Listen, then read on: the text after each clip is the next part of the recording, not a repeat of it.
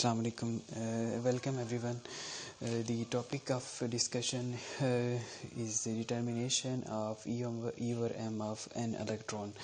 So E over M of an electron जो है basically charge to mass ratio है. Charge to mass ratio को हम directly अलग अलग से चार्ज और मास को कैलकुलेट करना इज़ वेरी डिफ़िकल्ट. सो हम indirectly charge to mass ratio को कैलकुलेट करते हैं और चार्ज टू मास रेशो जो है वो हमें डिटेल्ड इन्फॉर्मेशन देती है about the charge and mass. इन दोनों में से एक भी अगर क्वांटिटी को पुट किया जाए तो दूसरी क्वांटिटी को इसमें से हम कैलकुलेट कर पाएंगे. सो इसको हम कैलकुलेट किस तरह से करते हैं. It is based on the principal that when a charge beam of charge particles move in a magnetic field it experience magnetic force that is given by Q into V cross B. तो इस principal के ऊपर base करता हुआ ये जो method है इसके ज़रिए से हम E over M को डिटर्मिन करते हैं. सबसे पहले हम क्या करते हैं, सबसे पहले इसका प्रिंसिपल लिखते हैं. उसके बाद इसकी जो एक्सपेरिमेंटल सेटअप होगा उसको बयान करेंगे. तो when a beam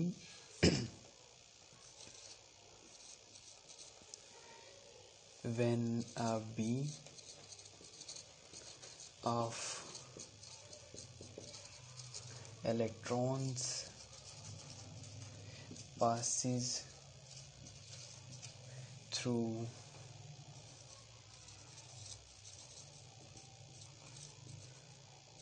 magnetic field, it experiences magnetic force. This causes a deflection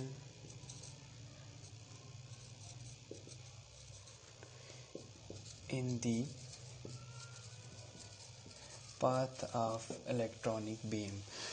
so it is the basic principle जिसको हम बुनियाद बना के कैलकुलेट करेंगे. आज का ये आर्टिकल जो है वो कवर करेंगे. तो इसके अंदर सबसे पहले हम कंसीडर करते हैं कि एक बीम ऑफ इलेक्ट्रॉन है जो कि परपेंडिकुलर मूव कर रही है to the applied magnetic field. तो यहाँ पे जो हमने ये डायग्राम कंसीडर किया है इसके अंदर जो आपको क्रॉसेस नज़र आ रहे हैं, इन क्रॉसेस का मतलब है कि magnetic field is into the page.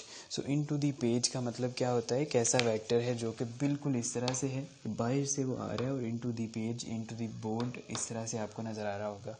और इसके परपेंडिकुलर डायरेक्शन में हमने एक इलेक्ट्रॉन की बीम कंसिडर की है और इसकी वेलोसिटी जो है वो v है. सो जब इन दोनों वेक्टर्स को हम स्टडी करेंगे तो इन दोनों के ऊपर ये बिल्कुल कुछ इस तरह से सिचुएशन बनेगी कि अगर हम ब्लू मार्कर के साथ शो करवाते हैं वेलोसिटी ऑफ द इलेक्ट्रॉन्स को, तो ये बिल्कुल इस तरह से सिचुएशन बनेगी जिसमें राइट साइड के ऊपर इलेक्ट्रॉन्स मूव कर रहे हैं और इनटू द पेज जो है वो the vector of magnetic field है.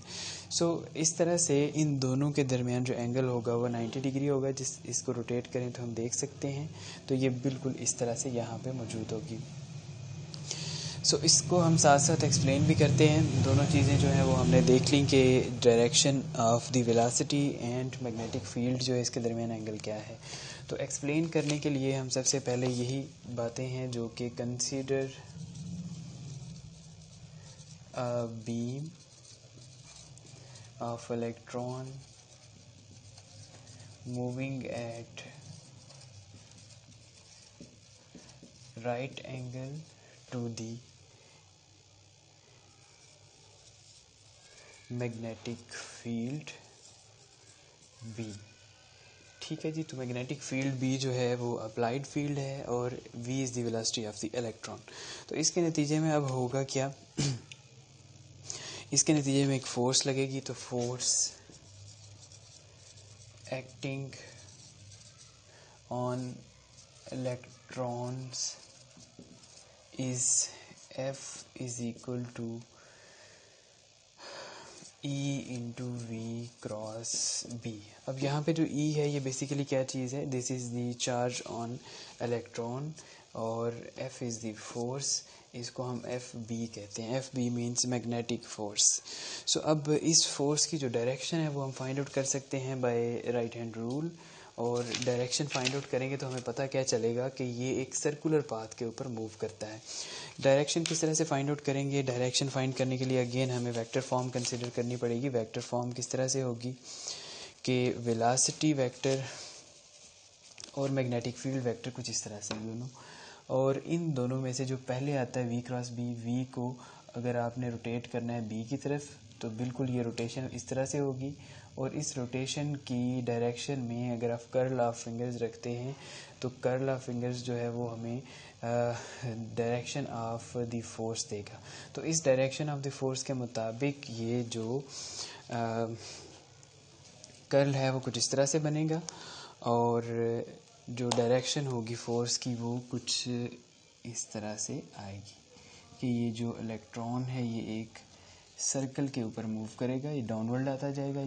यहाँ पे जब ये इलेक्ट्रॉन आ जाएगा तो यहाँ पे इसके ऊपर जो फोर्स, इसकी जो वेलोसिटी है उसकी डायरेक्शन टेंजेंट की तरफ इस तरह से होगी, और ये इस तरह ये एक पूरे सर्कल के ऊपर मूव करता जाएगा। ओके, सो इन्हीं बातों को हम यहाँ पे लिख भी लेते हैं ताकि याद भी रहे कि the direction of the force can be found by right hand rule. We found the charge beam will move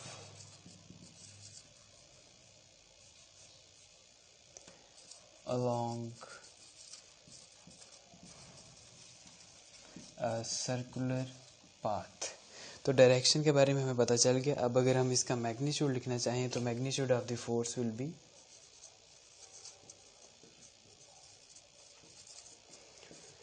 given by f b is equal to e into v cross b है, जिसको हम लिख सकते हैं v b into sine of 90 degree. यहाँ पे theta जो है वो 90 डिग्री है, और ये हमारी इनिशियल एग्जाम्पशन थी जब हमने कंसिडर किया था कि वेलोसिटी जो है इलेक्ट्रॉन की उसके दरमियान और मैग्नेटिक फील्ड इन दोनों के दरमियान जो एंगल बन रहा है वो 90 डिग्रीज का एंगल बन रहा है। So sine of 90 is equal to 1 आ जाएगा, और यहाँ से हम एफ बी निकाल सकते हैं ई वी बी के बराबर आ जाएगी। सो इसको हम कहते हैं इक्वेशन नंबर 1। अब इस पोजीशन में यहाँ पे हमने एक और कंसिडरेशन करनी है कि जब एक बॉडी, आपको ये फर्स्ट ईयर के अंदर हमने पढ़ा था कि जब एक बॉडी सर्कुलर पाथ के ऊपर मूव करती है तो उसके ऊपर दो फोर्सेस लगती हैं, एक सेंट्रीफ्यूगल फोर्स होती है और एक सेंट्रीफ्यूगल फोर्स है। यहाँ पे ये जो दोनों फोर्सेस हैं बैलेंस्ड होती हैं, इसकी वजह से वो बॉडी एक सर्कुलर पाथ के ऊपर मूव करती है। एक फोर्स तो यहाँ पे हमें नज़र आ रही है जो कि मैग्नेटिक फोर्स है, अभी तक हमने यहाँ पे निकाल लिया, f is equal to q v cross b. दूसरी फोर्स जो सेंट्रीपिटल फोर्स होगी जो इसके इक्वलेंट और ऑपोजिट होगी, जो कि जिसकी इन दोनों फोर्सेस की बैलेंसिंग की वजह से ये बॉडी जो है वो एक सर्कल के ऊपर मूव करेगी। दूसरी फोर्स जो है ऑब्वियसली वो सेंट्रीपिटल फोर्स होगी, और सेंट्रीपिटल फोर्स को हम क्या लिखते हैं, f is equal to m we square over r. So the centripetal force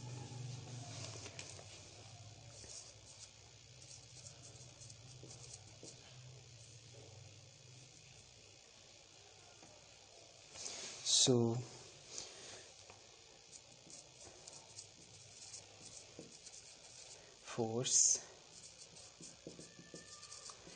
acting on charge moving in circular path is equal to FC, और ये बराबर होगी M we square over R, where R is the radius of circle. So इसको हम कहते हैं, this is equation number 2। और equation number 1 और 2 जो है इनको कंपेयर करेंगे। चूँकि ये दोनों फोर्सेस जो हैं ये बराबर होंगी, इट मींस कि हम इनकी इक्वेशंस को भी इक्वल रख सकते हैं, और जिसकी वजह से ये जो चार्ज है ये मूव कर रहा होगा एक सर्कुलर पाथ के ऊपर। सो सर्कुलर पाथ पे मूव करने के लिए ये दोनों फोर्सेस जो हैं ये बराबर होंगी। तो comparing these two forces we can write comparing by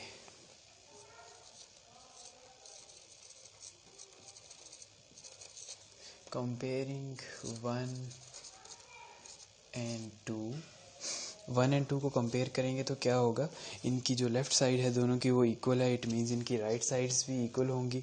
और अगर इनकी राइट साइड्स इक्वल हैं तो इनको हम इक्वल यहाँ पे लिख सकते हैं। सो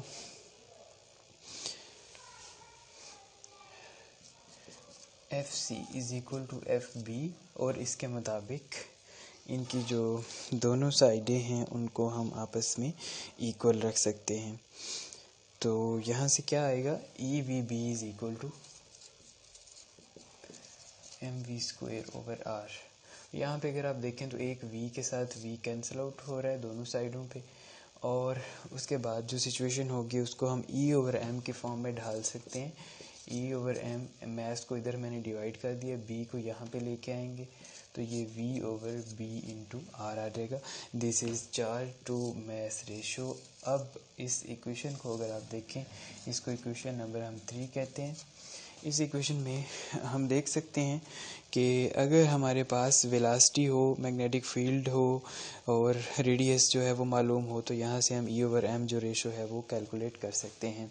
सो अब हमारा जो नेक्स्ट टारगेट है इन तीनों क्वांटिटीज़ को कैलकुलेट करना है कि मैग्नेटिक फील्ड कितनी होगी, वेलोसिटी कितनी होगी और रेडियस कितना होगा। जिसमें से अगर हम यहाँ पे देखें तो मैग्नेटिक फील्ड तो हमने खुद अप्लाई की हुई है, इट मीन्स मैग्नेटिक फील्ड हमें कैलकुलेट करने की कोई ज़रूरत नहीं है। सो मैग्नेटिक फील्ड की जो वैल्यू है वो यहाँ से हम डायरेक्टली ले सकते हैं क्योंकि ये हमने खुद सेट की हुई है।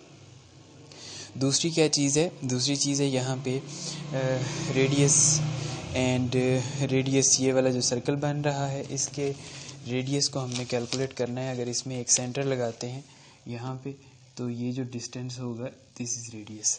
तो रेडियस हमने कैलकुलेट करना है एक चीज़, और दूसरी चीज़ जो हमने कैलकुलेट करनी है वो वेलोसिटी है। तो ये दोनों किस तरह से फाइंड आउट की जाती हैं, तो सबसे पहले हम फाइंड आउट करते हैं रेडियस। रेडियस जो है ये फाइंड आउट करना इजी है, और किस तरह से इजी होता है इसके लिए हम एक ख़ास टेक्निक यूज़ करते हैं। रेडियस फाइंड आउट करने के लिए बेसिकली इस सारे सेटअप को जो यहाँ पे आपको नज़र आ रहा है इसको एक ट्यूब के अंदर रखा जाता है, उसके अंदर लो प्रेशर गैस को फिलअप किया जाता है।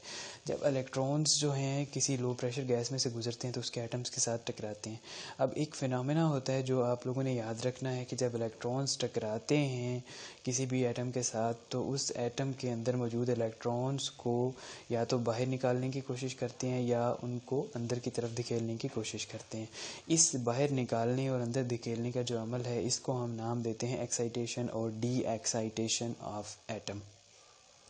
सो इसमें होता क्या है कि जब इलेक्ट्रॉन टकराता है तो वो अपनी काइनेटिक एनर्जी जो है एटम के अंदर मौजूद इलेक्ट्रॉन्स को दे देता है, और वो इलेक्ट्रॉन जो है वो अपनी स्टेट को छोड़ता है और अपने घर से बाहर आके किसी दूसरे के घर में बैठ जाता है, यानी अपने एक शेल को छोड़ता है दूसरे शेल में आ जाता है।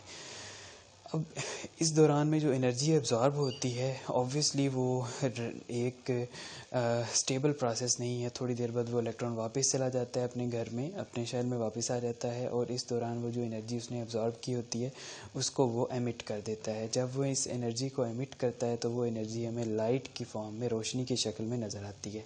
अब चूँकि ये जो इलेक्ट्रॉन्स हैं ये एक सर्कल के ऊपर मूव कर रहे हैं और यहाँ पे सर्कल के अलॉन्ग जितने एटम्स होंगे इनके साथ ये टकराएंगे, और इन एटम्स के अंदर एक्साइटेशन और डी एक्साइटेशन का जो प्रोसेस है वो अकर होगा। इसके नतीजे में क्या होगा, ये जो रिंग हमें नज़र आ रही है, ये जो सर्कल हमें नज़र आ रहा है, ये सारा एनलाइटेड हो जाएगा। तो जब ये रोशनी की वजह से ये पूरी जो रिंग है ये एनलाइटेड हो जाएगी और रोशन हो जाएगी, फिर हम इसको, इस रिंग का जो डायमीटर है वो फाइंड आउट कर सकते हैं with the help of the scale जो कि हमने ऑपरेटर्स के अंदर फिट किया होगा। यहाँ पे 1 2 3 4, तो यहाँ से लेके यहाँ तक का जो डिस्टेंस है ये डायमीटर के तौर पे हम फाइंड आउट कर सकेंगे। इस डायमीटर को 2 पे डिवाइड करेंगे तो ऑटोमेटिकली रेडियस हम फाइंड आउट कर लेंगे। तो ये एक्सप्लेनेशन अभी हमने लिखनी भी है इसी तरह से जिस तरह से हमने इसको समझा है।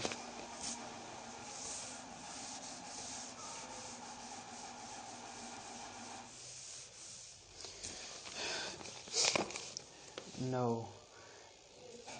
E over m can be found if we know V, B and R. तो ये तीनों क्वांटिटीज़ जो हैं वो हम अगर जानते हो तो इसको हम जो है वो कैलकुलेट कर सकते हैं. तो यहाँ पे हम लिखेंगे, सबसे पहले जो चीज़ हम डिस्कस करेंगे वो रेडियस कैलकुलेशन. तो रेडियस कैलकुलेशन के लिए क्या करेंगे, this setup is placed in a tube which is filled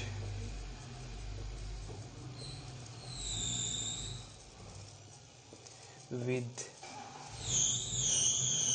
a low pressure hydrogen gas. When moving electrons strike with atoms of gas, excitation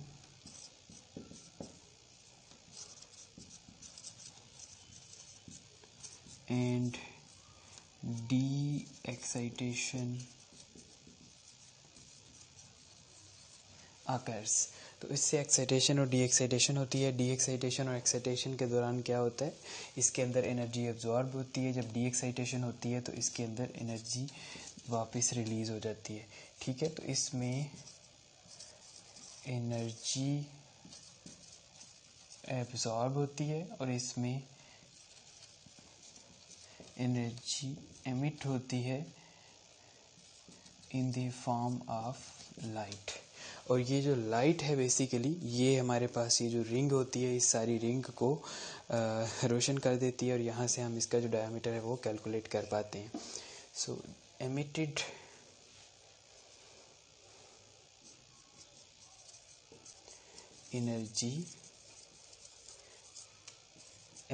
energy appears in the form of visible light.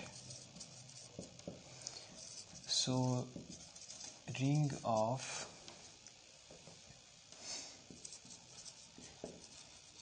electrons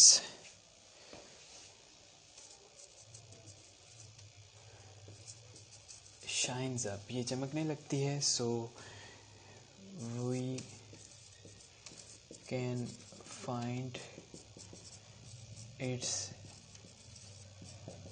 diameter and hence radius r. सो एक problem यहाँ तक जो है वो हमारा solve हो गया कि हमने रेडियस किस तरह से कैलकुलेट करना है. और अब हमारा जो नेक्स्ट प्रॉब्लम होगा वो क्या होगा कि वेलासिटी हमने किस तरह से कैलकुलेट करनी है. तो अगर हम वेलासिटी भी कैलकुलेट कर पाते हैं तो इट मीन्स कि हम इस चीज़ में कामयाब हो जाएंगे कि E ओवर M जो रेशो है उसको हम कैलकुलेट कर पाएँ. तो वेलासिटी किस तरह से कैलकुलेट करेंगे, वेलासिटी के लिए हम एक इनडायरेक्ट मेथड अपनाते हैं जिसके अंदर हम एक चीज़ को कंसिडर करते हैं जो कि पोटेंशियल गेन है. जब इलेक्ट्रॉन्स एंटर होते हैं मैग्नेटिक फील्ड के अंदर तो उससे पहले उनको एक्सेलरेट करवाया जाता है और इस एक्सेलरेशन के दौरान वो एक ख़ास वेलोसिटी अटेन करते हैं और वो एनर्जी जो होती है काइनेटिक एनर्जी की फॉर्म में अपीयर होती है. अगर वो उनका इनिशियल जो पोटेंशियल है वो हमें पता हो तो हम उस काइनेटिक एनर्जी के फार्मूले से वेलोसिटी कैलकुलेट कर सकते हैं. सो लेट अस मूव कि हम इसको किस तरह से कैलकुलेट कर पाते हैं. No we have to calculate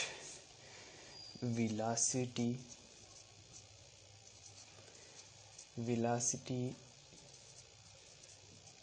calculations.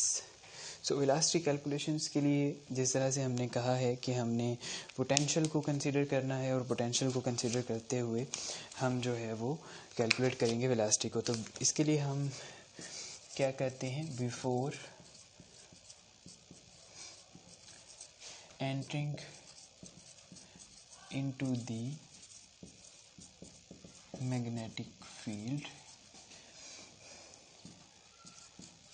electrons are accelerated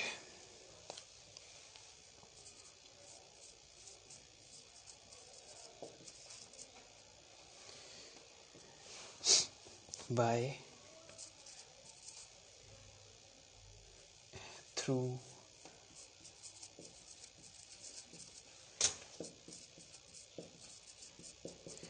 potential difference V। सो इस v की जो वैल्यू है ये हमारे इख्तियार में है, इसको हम खुद देख सकते हैं, रीड आउट कर सकते हैं जब हमने प्रोवाइड की। जब इसको हम रीड आउट कर सकते हैं तो इट मीन्स कि ये जो पोटेंशियल होगा ये आफ्टर जब वो अपीयर होंगे उसके फील्ड के अंदर, तो वो किस तरह से अपीयर होगा in the form of kinetic energy. तो हम काइनेटिक एनर्जी से इसको इक्वलाइज करेंगे और वहाँ से हम इसको कैलकुलेट, वेलोसिटी जो है इसको कैलकुलेट कर पाएंगे। This potential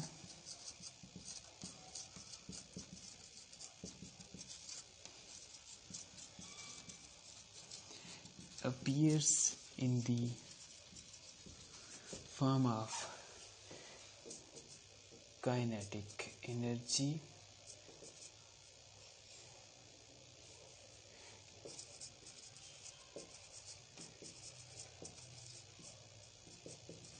during the motion of electrons। और इस काइनेटिक एनर्जी को हम किस तरह से एक्सप्रेस कर सकते हैं, since we know kinetic energy is equal to half into m v into square, और इसको हम इक्वेशन नंबर 4 कहते हैं। और अब हम इसको रिलेट करेंगे उस पोटेंशियल डिफरेंस के साथ जो कि कैपिटल वी हमने यहाँ पे कंसीडर किया कि ये हमें मालूम है, ये चूँकि हमने खुद सेट किया हुआ है। सो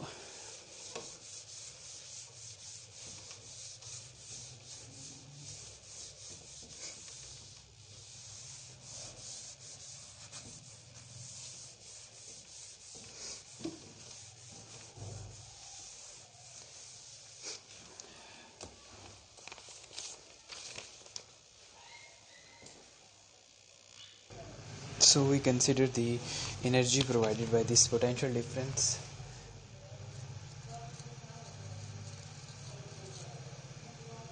Energy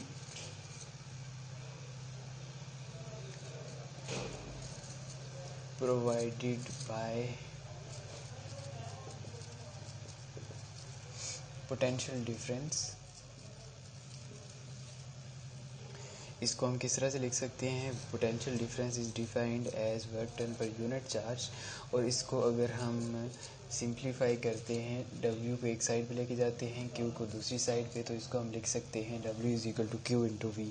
और QV जो है इसके अंदर अब Q is the electron, so हम यहाँ पे W जो है वो एनर्जी है, तो एनर्जी को हम लिख सकते हैं energy is equal to electron into volt. Q जो है it is the magnitude of the charge of the charge on the electron. यहाँ पे हमने जो माइनस सी है वो क्यों यूज़ नहीं किया, क्योंकि यहाँ पे हम सिर्फ मैग्नीट्यूड्स को ही कंसीडर कर रहे हैं। तो this is the equation number 5।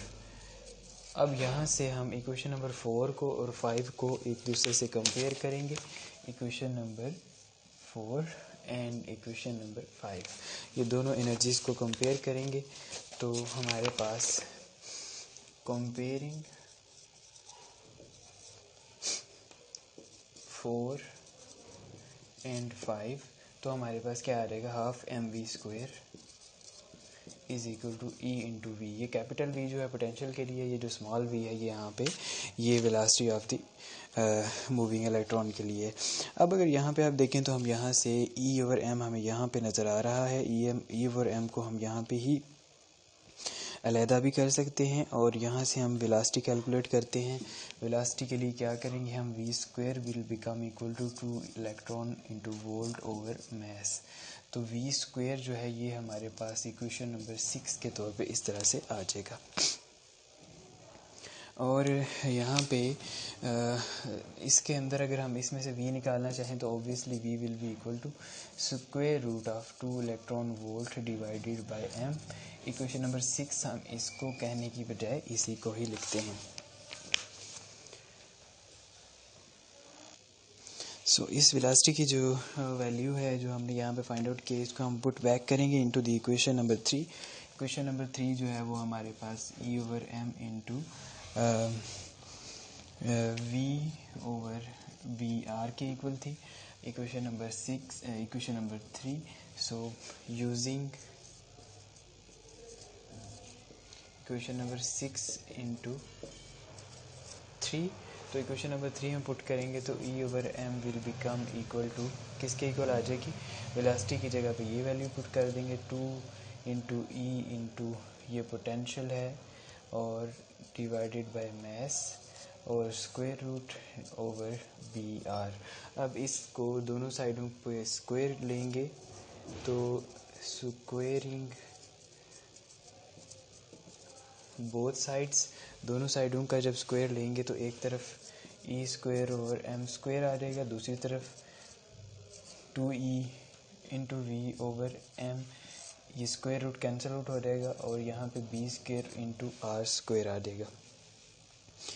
अब अगर हम इसको सिंप्लीफाई करते हैं तो ये e square over M square is equal to 2e into v और ये m जो है नीचे आ जाएगा। और यहाँ पे अगर आप देखें तो e जो है ये e के साथ कैंसिल आउट हो जाएगा और m जो m का स्क्वायर है m के साथ कैंसिल आउट हो जाएगा और जो बाकी रिमेनिंग पार्ट होगा वो e ओवर m के बराबर आ जाएगा। तो यहाँ पे आएगा 2 into potential v divided by b square into are square.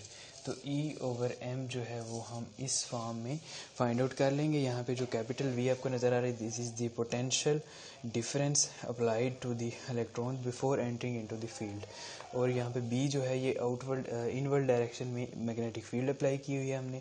R is the radius भी हमने पहले कैलकुलेशन के लिए उसके लिए देखा कि हम इसको किस तरह से कैलकुलेट कर सकते हैं। So we have successfully calculated E over m ratio of an electron.